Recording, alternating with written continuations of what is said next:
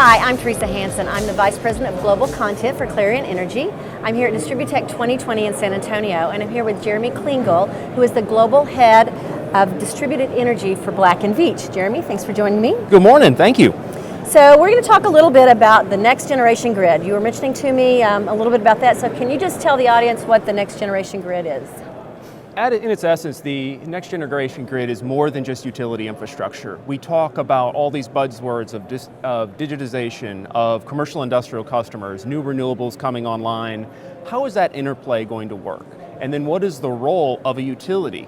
Obviously, today, carbon neutrality is table stakes. Quite frankly, we have to move to a point of how do we make that economically viable? Not just green for the sake of green, but actually something that we can build a business model around. And that means we need to create a new market. And utilities are front and center on being able to do that, in the sense that they have the infrastructure at their disposal. They have a voice within the regulatory model. How do they be able to pull that together to better serve their customers and create a platform where we can have not just conventional generation, but renewable assets, distributed assets, intelligent assets, all work together? Okay, so how do you think we're going to get there? I mean, obviously utilities have a lot going on right now. They have a lot of challenges. So how are utilities, as well as other industry, going to get to that?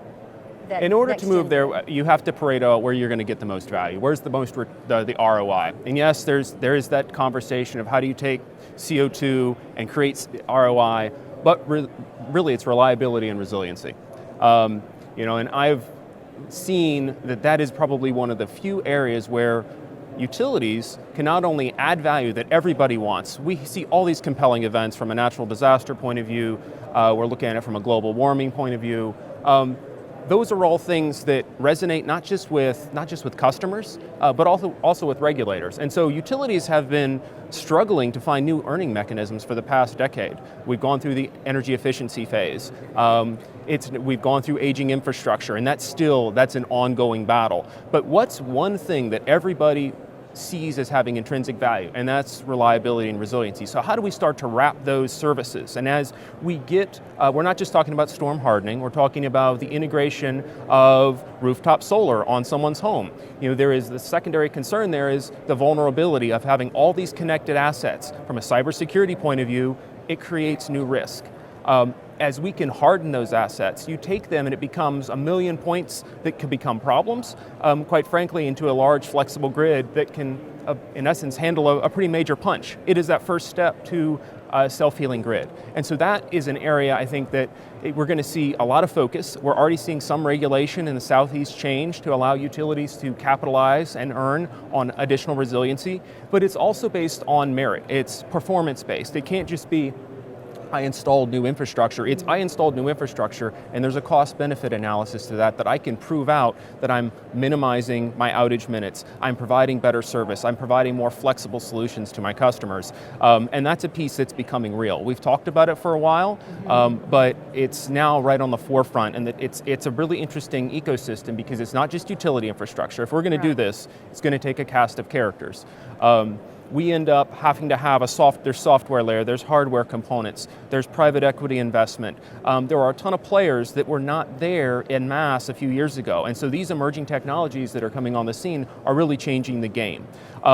And I think the utility's role is to become that orchestration layer. We always talk about distributed energy resource management as a software play. How do I go and control all these little assets? How do I curtail and create demand response events? It's really much more than that. It is creating that marketplace and then driving the players and creating an opportunity, an economic opportunity for customers, for these emerging technologies to actually interact. And that connective tissue is something that's, I think, going to be front and center to the business case for utilities and the business models, moving forward in the coming decades. Okay, well, let me ask you one more question. You mentioned regulators. Yes. So, and I know obviously regulators have to play a role in this. Utilities can't do all this by themselves without the proper regulation in place. So can you talk a little bit about that in North America or in the US, where you're seeing pockets where this is really working well, or where regulators are getting on board? It is starting, and the pockets, of course, you can always start with the coasts. Right. But I think what's interesting, if you look at regulation in general, they are customers too. So as we explain the value from a utility point of view or from a technology point of view of why looking at performance-based rate making, or why the adoption and capitalization of these new technologies that eventually, yes, customers are going to have to pay a piece, they have to show that cost-benefit analysis. And so in California, one of the biggest questions right now is we bring storage onto the grid at grid level to help with outages, to attach to substations for black start capabilities. We can actually tie an intrinsic value to that, and plus say, look, now we have a new flexible resource that I can put out there, I can use from a resiliency point of view, but also there's a market component. And I think showing that continuum of, I'm not going to put this single point asset out there that has one use that may or may not ever be capitalized on, but say there is a much broader value chain. And so in the Northeast, in Florida particular is one that is pioneering that resiliency and reliability as a service, to where they're allowing utilities to spend additional capital in order to harden their system outside of their traditional rate case. And so you're seeing that happen. I think it will be driven from the coasts and obviously the areas that are prone to these compelling events, climate change, et cetera. But that does not preclude the rest of the country. And I'll tell you, there's some very innovative hotbeds.